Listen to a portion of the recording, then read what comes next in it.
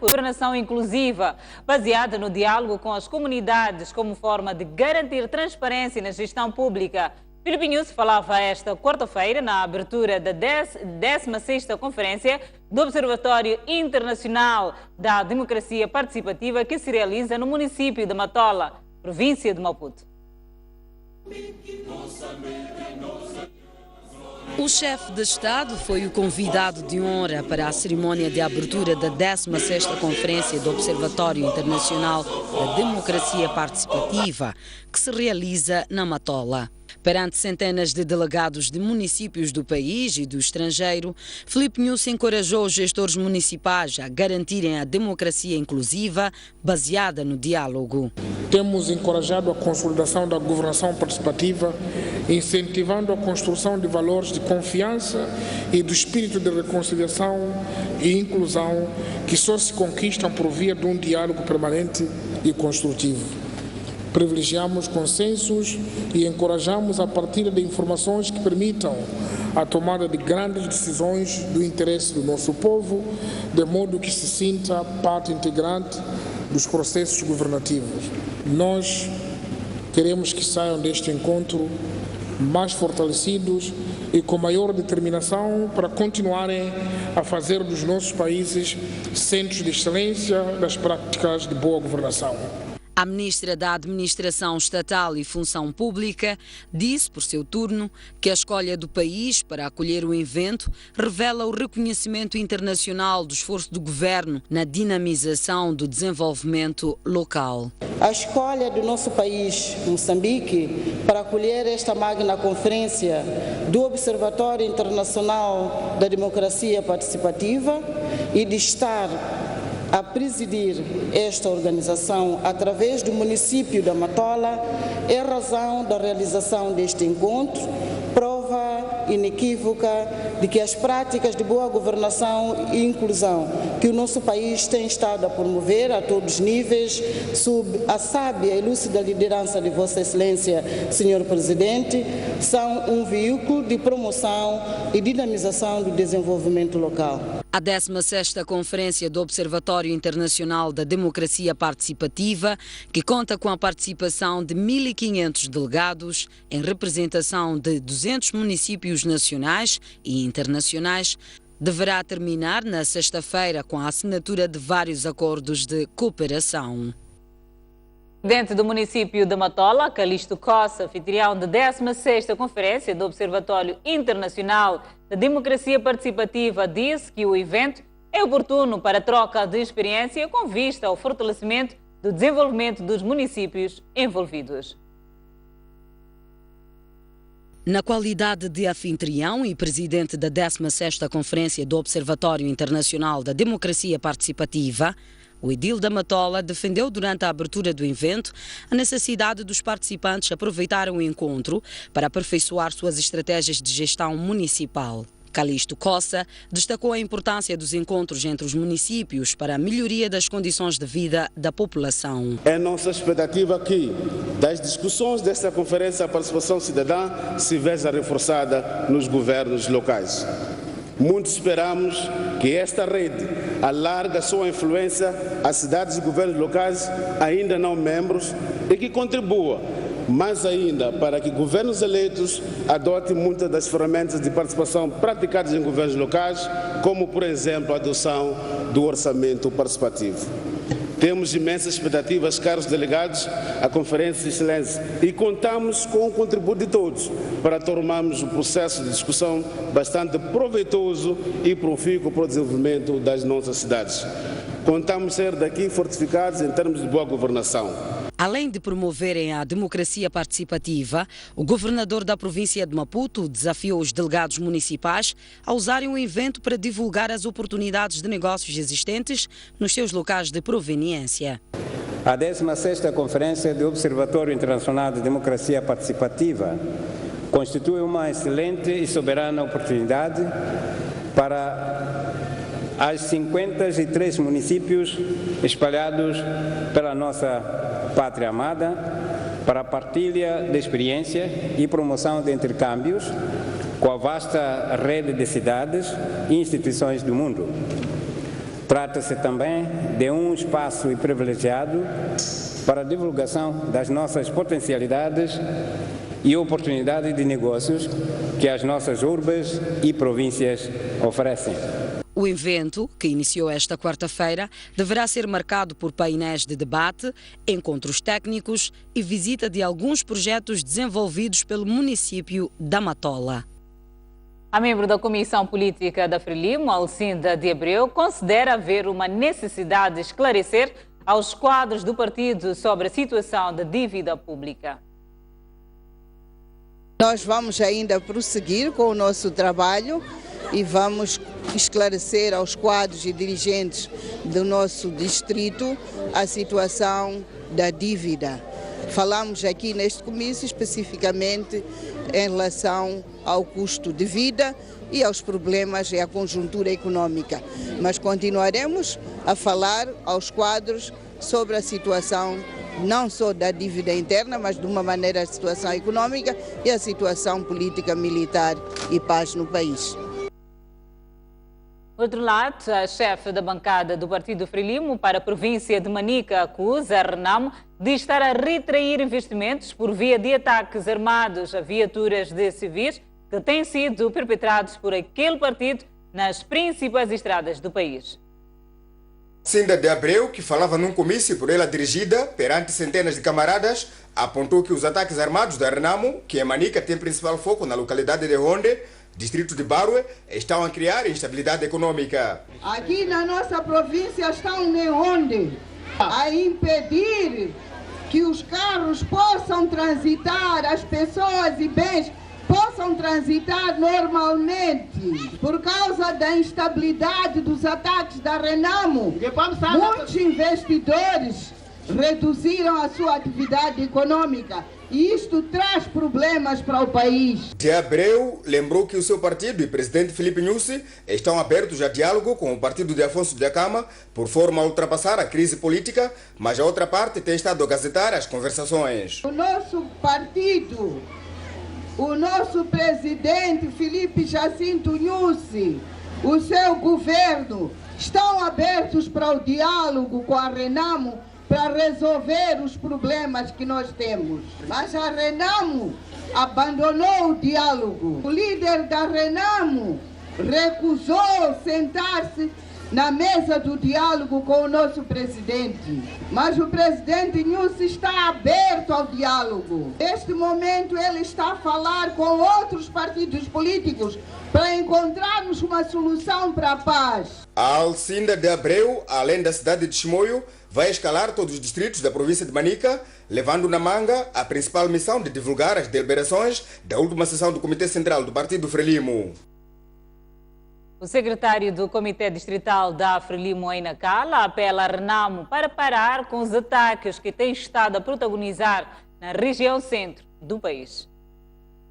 O secretário do Comitê Distrital do Partido dos Camaradas em Nacala apela o líder da Renamo, Afonso Dhlakama, no sentido de parar de ordenarem os ataques contra os civis na região centro do país, palco dos confrontos militares envolvendo as forças governamentais e os homens armados da Renamo. Manuel Andarus Momad, que aponta o diálogo como a peça-chave para a solução do problema, afirmou que as vítimas das balas dos homens armados da Renamo não são apenas membros ou simpatizantes da sua formação política. Quando dispara uma bazuca para um machibombo e pensar que ali vão morrer só membros do Partido Frelimo, essa pessoa está enganada. Acabamos ouvindo que naquela família ali tem luto, ali naquela família tem luto, mas sabemos que aquele ali não é do Partido Frelimo, aquele não é do Partido Frelimo. Portanto, as pessoas deixem de disparar para os machibombos a pensar que estão a caçar membros da Frelimo, porque as pessoas viajam à vontade, não há um machibombo próprio que entra os membros da Frelimo. O número 1 da Frelimo a nível da cidade portuária de Nacala aproveitou a ocasião para desvalorizar as vozes que anunciam o abandono dos investidores devido à crise econômica que o país atravessa e da tensão político-militar na região centro do país. Eu não conheço nenhum, pelo menos com nome, que abandonou Nacala ou não estava para investir por questões econômicas. E não só, também, só que nós sabemos que trava o investimento daqueles que podiam vir. Mas também não conhece em Moçambique quem é que fechou a sua empresa, que é situação econômica. Agora, essa situação econômica de quê? Agora, Se ele vinha pedir emprestado dinheiro no Banco de Moçambique para fazer uma empresa aqui, veio sem dinheiro e encontra essa situação, esse senhor há de voltar. Mas aquele que tem os seus dinheiros a vir lá de fora para querer investir, esse vai investir. Agora estava a ouvir, por exemplo, está garantida a construção da base logística em Palma, a Anadargo vai construir. Portanto, essas são pessoas que têm dinheiro, vão construir com essa mesma crise econômica, mas vão construir a base logística em Palma. Então, não vimos que aqueles que estavam para construir base logística em Palma estão a regressar por baixo da crise econômica. Deve referir que os confrontos militares que se registram na região centro estão, de certa forma, a afetar o progresso da economia da primeira zona econômica especial do país e dos outros pontos da região. Caministas de longo curso dizem que a escolta militar atrasa o trânsito de viaturas ao longo da Estrada Nacional número 1. Em Caia, província de Sofala, automobilistas dizem que chegam a fazer entre 3 a 4 dias para fazer o trajeto Quilimane-Cidade da Beira. Os caminhonistas que percorrem ao longo da Estrada Nacional número 1 pedem o fim da tensão política e da escolta militar no troço Caia-Nhamapaza, na província de Sofala. O troço correspondente a 100 km apresenta-se esburracado. Andamos sozinhos de Caia para Quilimane, são zonas todas abandonadas. Então nós estamos a sentir essa segurança que está acontecendo no país, porque praticamente não tem proteção. Aquela coluna não está nos resultado de nada, porque grande espaço, passamos sozinho, pequeno espaço, passamos com a coluna, praticamente não há proteção. Agora temos sofrido 3 dias no caminho da Beira a Quilimane. Isto é uma questão que o governo deve rever. Pedimos à Excelência do Presidente da República ter uma atenção de rever essa coisa muito urgente, porque não há segurança nenhuma, não estão a fazer nada. Talvez o governo está a estragar o custo do Estado. Em média, quantos dias faz Quilimane até Beira? Bom, vamos dizer assim, eu da Beira a Quilimane eu simplesmente faço um dia, eu levo um dia, não é? Mas agora, se não estou em erro, hoje é o 4º dia, não é? Que eu faço essa viagem, ou que completa essa viagem. Neste percorrer de Caia-Nhamapaza só é possível por vias da escolta militar. Os caminhonistas entendem que o governo e a Renamo devem pôr fim a esta situação. Vocês estão a ver, nós chegamos aqui ontem às 12 horas, às 14 horas, nos espera até hoje. Em média, quantos dias estão a percorrer a estrada? Quase 3, 4 dias para chegar na Beira.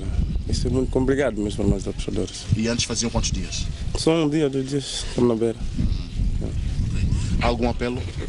Sim, um apelo para que os dois, o líder da Renamo e o nosso Presidente da República, né? Quase tire o consenso disso. Um apelo, quase um diálogo.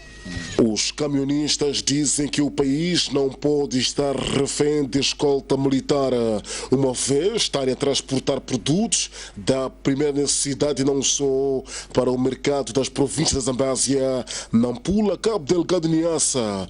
Por isso apela os dois beligerantes para o bom senso. Deficiente transitabilidade no troço Beira-Nhangau, de cerca de 30 km, está a condicionar a circulação de pessoas e bens, fato que está a preocupar o governo de Sofala. O troço Beira-Nhangau é de extrema importância para centenas de munícipes que residem na cidade da Beira e que circulam diariamente por esta rodovia que liga o centro da cidade à zona de Nhangau, onde se dedicam a diversas atividades com destaque à agricultura, pesca e comércio. Ciente disso, o governo de Sofala disponibiliza anualmente elevadas somas monetárias para garantir o trânsito neste troço permanentemente. O último investimento foi de cerca de 5 milhões de meticais e foram levadas a cabo nesta rodovia alegadas obras de manutenção em dezembro passado, mas a circulação é bastante deficiente neste momento, tão deficiente que os gestores do principal meio de transporte que garante a circulação de pessoas e bens neste troço, os transportes públicos da Beira, ameaçam paralisar as atividades. Temos tido prejuízos a voltar, sim senhor, porque temos 2 carreiras, uma que é de Ndunda e uma que é de Savane, que é de Nhangau. São linhas críticas que são Savane e Nhangau, né? A Administração Nacional de Estradas alega que esta rodovia atingiu este nível de degradação num curto espaço de tempo devido ao intenso trânsito e defendeu que deveriam ter havido outras obras de manutenção logo a seguir ao período de chuva. Tratando-se de uma atividade de manutenção depois da chuva, o mais razoável seríamos ter uma intervenção aproveitando-se da umidade do período pós-chuva. Só que neste momento ainda não temos concursos lançados, porque o orçamento reajustado só o tivemos agora, e agora temos que realocar aquilo que era a nossa perspectiva, porque do ponto de vista de perspectiva foi reduzido grandemente. A governadora de Sofala, que nesta terça-feira foi ver de perto o estado de rodovia, não ficou feliz com a resposta da ANI e garantiu à população local que vai cobrar responsabilidades. Se o Estado disponibilizou este valor, era suposto que a nossa estrada estivesse bem e que o nosso machibombo circulasse normalmente e bem. Por isso, junto àqueles que são meus colegas, pessoal da ANI, aqueles que fiscalizaram a estrada, nós vamos fazer a nossa cobrança. Mas o que nós queremos e determinamos é que não queremos ouvir que o machibombo foi interrompido porque a estrada não está bem. Queremos aqui, de viva voz, para dizer que vamos monitorar esta situação, para entendermos melhor o que é que de facto aconteceu para que esta estrada não estivesse em conformidade. A STV soube que na tarde desta terça-feira, o empreiteiro responsável pelas obras de manutenção desta rodovia, a Adams Construções, não se fez presente no encontro com o governo de Sofala, que tinha como objetivo analisar as razões do atual estado desta rodovia. Olhamos ao setor da educação. 11 professores de todo o país foram distinguidos pelo Ministério da Educação e Desenvolvimento Humano por bom desempenho no exercício das suas atividades. Como prémio, os professores ganharam uma viagem à Turquia.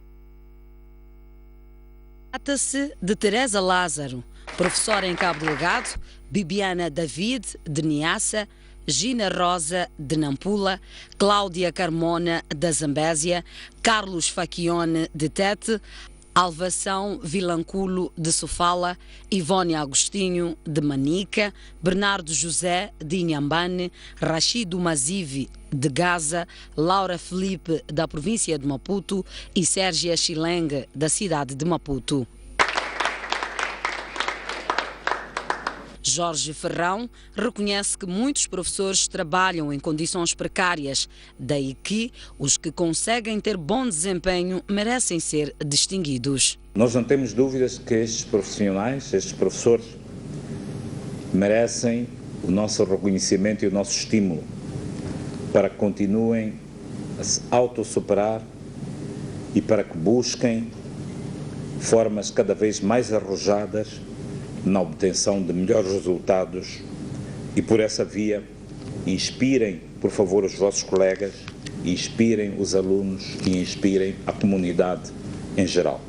Dedicação e respeito pelas normas são os elementos apontados pelos professores para alcançar um bom desempenho. A obediência às leis é o medicamento central para que possamos fazer aquilo que é o nosso dever. É dedicação. Ensinar tem que ser algo que vem do coração, não por ser profissão, só simplesmente é profissão, eu quero emprego e estou lá. A premiação dos professores foi possível graças à cooperação entre Moçambique e Turquia.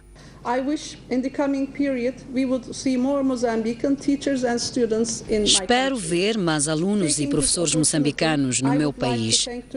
Aproveitem ao máximo esta oportunidade. Que as relações de cooperação possam se estreitar cada vez mais. Desejo aos professores uma viagem agradável e cheia de sucessos. Os professores partem para a Turquia na sexta-feira, onde vão visitar lugares históricos de Ankara e Istambul. A viagem tem a duração de uma semana. E o Instituto Nacional de Comunicação, parceira do Mostec, garante que a terceira edição da feira será um espaço de convergência de inovadores, investidores e expositores e que trará tendências tecnológicas do que o país e do mundo têm de importante. O Instituto Nacional de Comunicações de Moçambique, a entidade reguladora de comunicações do país, ressalta a importância da Mostec para o desenvolvimento de Moçambique. Para o diretor-geral do INCM, Américo Muxanga, a tecnologia é algo presente e que pode modificar a vida de todos os cidadãos. Ao associarmos, digamos, esta iniciativa de Mostec, deve-se ao fato de reconhecermos que já existe uma grande capacidade de infraestruturas que existem no país e é importante agora promover o seu uso para que efetivamente possa ter impacto no desenvolvimento econômico do país. Esta feira tem demonstrado ao longo da sua existência uma evolução em termos de expositores e qualidade de debates. Para a terceira edição, não será diferente. Posso dizer aos expositores e aos participantes ao Mostec do ano passado que este ano vão efetivamente encontrar novidades, não só novidades a nível daquilo que acontece no mundo exterior, mas mesmo ao nível do nosso país. Quais são as novas soluções informáticas que foram desenvolvidas nos últimos anos? São coisas que sempre que alguém visita uma feira de tecnologia como esta que a Mostec é, sempre há alguma coisa de novidade, há algo a aprender. É um espaço onde se pode demonstrar aquilo que é a inovação que os jovens têm estado a fazer, as pequenas e médias empresas têm estado a fazer, as inovações que as empresas grandes e pequenas têm estado a fazer usando as tecnologias de informação e comunicação. Convido-lhe a um breve intervalo. Voltamos dentro de instantes com a página internacional.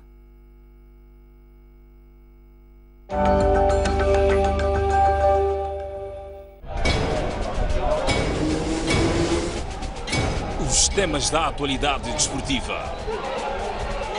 Análise dos lances. As jogadas polémicas. As glórias. A resignação. Eu prefiro que uma equipa lute pelas possibilidades do que uma equipa que entre passiva e que esteja à despesa do adversário. Tenho a certeza absoluta que o Moçambique tem talento e pode se organizar e ter bases suficientes para competir de igual para igual. As pessoas têm de se perceber. É verdade que é difícil nós educarmos o público, mas o público também tem de saber pôr-se no seu lugar.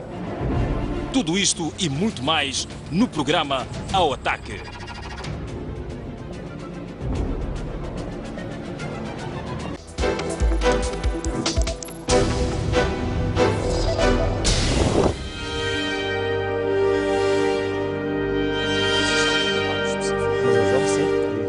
Um país faz-se de confrontos de ideias. Nós somos a ajuda do governo agora. Choramos por muita água, choramos por pouca, choramos sem água. Da pluralidade de opiniões. De uma ou de outra forma, as coisas têm que andar. Vamos evitar essa questão de eu tenho um negócio, depois amanhã torna-se um elefante branco. Não é possível formar um empresário, um empreendedor em um dia. Para outro sítio também. Nosso autocarro até aos 5 anos, aos 2 anos está arrebentado. Falar é muito simples e trazer dados também é a coisa muito simples. Mas vamos à prática, não é o que se verifica o que está a dizer. Há muitos jovens que começam e têm vontade de continuar, mas não vão a lugar nenhum. O debate da nação é desta diversidade de pensamentos que é Moçambique. Essa diversidade. Empreender não são pequenos negócios de barraco, qualquer coisa. Nós estamos a destruir.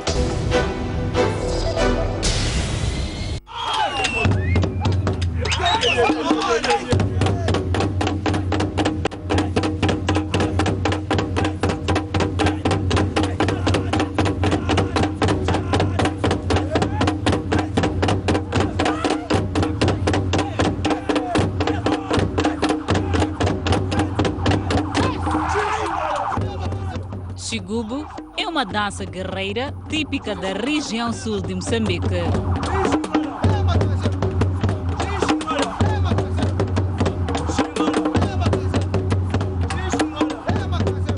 Foi herdada do Império de Gaza, onde Ngungunyana foi o último rei.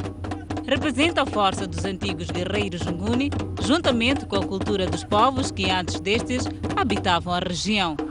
Esta dança consiste no alinhamento de um certo número de guerreiros devidamente trajados com objetos de fibra e pele nos braços e nas pernas, tendo saiotes confeccionados com peles de animais, fazendo-se ainda acompanhar de um objeto de defesa denominado chitango.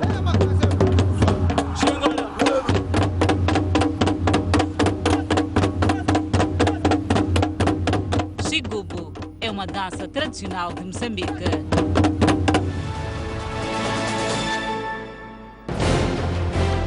Um país sem cultura é um país sem identidade.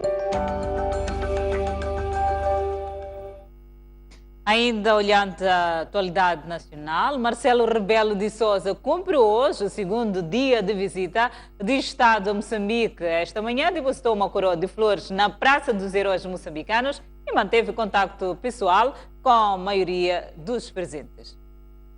Marcelo Rebelo de Sousa chegou logo às primeiras horas desta terça-feira à Praça dos Heróis Moçambicanos, recebido pela governadora da cidade, Yolanda Cintura, e pelo edil de Maputo, David Simango.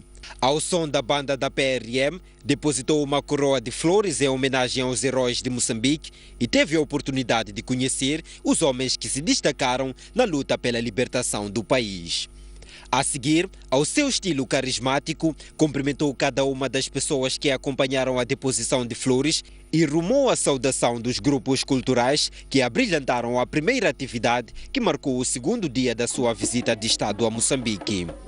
Mas foi ao acompanhar diferentes tipos de danças tradicionais moçambicanas que o presidente de Portugal mostrou-se mais descontraído, tentando acompanhar o ritmo de cada uma, com destaque para Timbila, Tufo e Xigubo. Esta tarde, o programa da visita de Marcelo Rebelo de Sousa a Moçambique continua, onde, entre outras atividades, está previsto um almoço com empresários e uma deslocação ao distrito de Boane, onde vai visitar duas empresas com capitais portugueses. E na página internacional, uma empresa norte-americana quer ressuscitar mortos humanos. As experiências deverão começar este ano e contará com 20 pacientes mortos, segundo revelou esta terça-feira um dos pesquisadores. Trata-se da empresa norte-americana que opera em área medicinal, BioCarc Inc., e que deverá iniciar uma experiência com mortos. A experiência aprovada pelas autoridades de saúde daquele país deverá iniciar com 20 pacientes declarados mortos. A experiência vai consistir em testar partes do cérebro ligados ao sistema central nervoso e tentar perceber se as mesmas podem voltar a ter vida. É através de uma combinação de várias terapias, que incluem injeção no cérebro de células estaminais e um coquetel de biomoléculas formadas pela ligação de aminoácidos com lasers e técnicas de estimulação de nervos, que os médicos vão tentar regenerar o cérebro. Os participantes do programa denominado Reanimar Project vai ser monitorizados durante vários meses através de equipamentos próprios para investigar a evolução do cérebro. A primeira fase do projeto vai ter lugar no hospital de Anpan, na Índia. A se concretizar a ressurreição dos mortos será uma das maiores criatividades humanas. Mais de 4.500 pessoas foram assassinadas entre janeiro e março deste ano na Venezuela, segundo dados divulgados terça-feira pela Procuradora-Geral da República, Luísa Ortega Dias. Ao todo, são 4.696 pessoas assassinadas na Venezuela entre janeiro e março, número considerado assustador pelas autoridades nacionais e internacionais. A maioria das mortes causadas por armas de fogo e instrumentos contundentes aconteceu na capital da Venezuela, Caracas, e outras cidades como Valência e Maturim, consideradas as zonas mais violentas daquele país. A convivência pacífica tem sido afetada pela aparição de grupos criminosos organizados e articulados que operam no país, situação que constitui uma das principais causas do aumento da criminalidade, explica a procuradora através de um comunicado de imprensa. A proliferação das armas de fogo é considerada o principal fator que influencia para o elevado índice de criminalidade, pois a Procuradora-Geral daquele país apela às autoridades para desarmarem a população e controlarem a posse de armamento. Entre os crimes constam linchamentos, pelo que as autoridades dizem que estão em curso 74 investigações sobre casos de linchamento que resultaram na morte de 37 pessoas. Ninguém deve praticar linchamentos, mesmo quando a pessoa tenha cometido delitos. Nesse sentido, também as autoridades tendem a atuar oportunamente e a polícia deve fazer patrulhamento nas ruas e estar atento para garantir a segurança dos cidadãos. Lê-se no mesmo comunicado. Ano passado, ocorreram oficialmente 17.778 assassinatos na Venezuela, o que corresponde a uma média mensal de 1,581 e representa uma taxa de 58,1 vítimas por cada 10.000 habitantes. Devido a esta situação, a Venezuela tem sido considerada pelas organizações internacionais dos direitos humanos como um dos 10 países mais violentos do mundo. De volta às notícias nacionais, o ministro da Juventude e Desportos, Alberto Kutumula, recebeu esta manhã em audiência a Seleção Nacional de Futsal, que se qualificou para o Campeonato do Mundo da Colômbia. Na ocasião, Alberto Kutumula prometeu que o governo vai apoiar a seleção na preparação e participação no Mundial de setembro. Depois de ter conquistado o direito de participar no Campeonato do Mundo da modalidade, em setembro próximo, na Colômbia, fruto do terceiro lugar conquistado no Africano da África do Sul, a seleção de futsal foi recebida pelo ministro da Juventude e Desportos, Alberto Kutumula, para cumprimentos de boas-vindas e congratulação. Alberto Kutumula disse estar orgulhoso dos feitos alcançados pela seleção, que, para além de ter se apurado ao Mundial da Colômbia, foi coroada com o troféu de Equipa Fair Play. E o capitão, Ricardo, eleito o melhor marcador da prova. Nós estamos orgulhosos de vocês. O governo moçambicano reconhece o vosso trabalho, o vosso talento. São moçambicanos 100% que mostraram ao mundo que somos capazes. Mas temos que acreditar também em nós próprios. Por seu turno, o selecionador nacional, Naimo Abdul, e o capitão, Ricardo, transmitiram ao ministro as dificuldades que tiveram, mas que foram superadas pelo trabalho conjunto realizado. Foram dias muito difíceis para nós, os jogos não foram fáceis, mas mesmo com as dificuldades que nós enfrentamos em campo, felizmente nós conseguimos qualificar Moçambique para o Mundial. Antes de sairmos daqui, nós também fomos recebidos em audiência a desejarem-nos boa sorte e nós aqui prometemos que havíamos de fazer uma boa campanha e havíamos de nos qualificar para o Mundial. E porque o Mundial está à porta, Alberto Kutumula assegurou que o governo vai apoiar a seleção com base nos pacotes existentes de apoio às seleções, bem como contando com a ajuda do empresariado nacional. Quando se trata de seleções, há um pacote especial, porque aí já estão a representar o país inteiro numa certa modalidade e nós vamos apoiar naturalmente financeiramente a nossa seleção para que tenha uma boa participação no Mundial. Não apenas na componente da viagem, mas o próprio desempenho, a própria parte espiritual dos atletas. Moçambique qualificou-se pela primeira vez a um Mundial de Futsal que terá lugar na Colômbia de 10 de setembro a 1 de outubro deste ano. Na mesma ocasião, o ministro da Juventude e Desporto deixou uma mensagem de encorajamento ao capitão da Seleção Nacional, Ricardo Moendane, que anunciou recentemente a sua retirada da Seleção Nacional. Naturalmente que nem tudo é um mar de rosas. Vocês passam por dificuldades, muitas vezes podem nos levar ao desânimo, mas para quem é religioso vai perceber o que eu vou dizer. O diabo está aí mesmo, né? Quer que a gente desista. Tem razões bastantes para tomar a decisão que tomou, mas preciso saber que nós já não pertencemos a nós nem às nossas famílias, pertencemos ao país agora. E representamos a um país inteiro. E o Mundial está muito próximo. Foi com estas palavras que Alberto Kutumula mostrou-se preocupado com a saída de Ricardo da Seleção Nacional, que foi eleito o melhor marcador do último Africano de Futsal que decorreu na África do Sul. Ricardo não reconfirmou a sua saída da Seleção Nacional, mas depois de ter privado com o ministro, prometeu repensar sua decisão. Foi um pouco daquilo que ele disse lá dentro, para repensar nessa decisão, que nós todos juntos somos mais fortes e que era importante que estivéssemos juntos. Eu disse que sim, isso é verdade, eu sei disso. Também disse os motivos mais ou menos pelos quais eu tinha anunciado isso. Depois acho que as coisas passam, vamos ver com o tempo o que vai acontecer. Aliás, o ministro da Juventude e Desportos disse ter ficado satisfeito com a resposta dada pelo capitão da seleção após minutos de conversa em privado. Esse é um segredo entre eu e ele, mas estou feliz com o que ele disse. Qual é a mensagem que tentou passar? Bom, a mensagem que eu passei para ele é que ele representa um país, portanto representa todos nós, e qualquer decisão, embora tenha como motivo razões ponderosas como a família, o trabalho, ele próprio, mas Moçambique também deve estar na balança quando for a tomar decisões. Ricardo havia anunciado a sua retirada da Seleção Nacional pouco tempo depois do regresso da África do Sul, alegando pretender deixar espaço para os mais novos. O meu jornal fica por aqui. Obrigada pela atenção dispensada. Encontro marcado amanhã, à mesma hora. Até lá, fique bem.